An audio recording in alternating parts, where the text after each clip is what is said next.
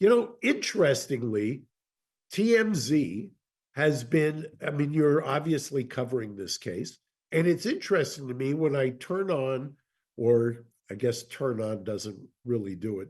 When I click on TMZ, I see witnesses, I see lawyers. And by the way, we're in the prosecution case. And that's interesting to me.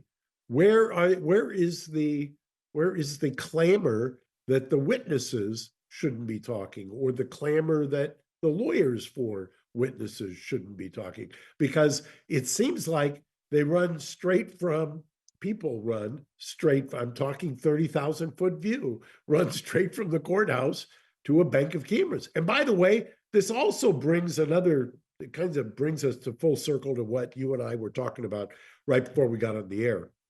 This is part of the problem that's in the federal courts, because at the district court level, you're not allowed to have cameras. Right. At least when you were watching Young Thug, or if right now you're watching Karen Reed, when there is that kind of public interest, it's amazing what the different spin, the different interpretation that you get.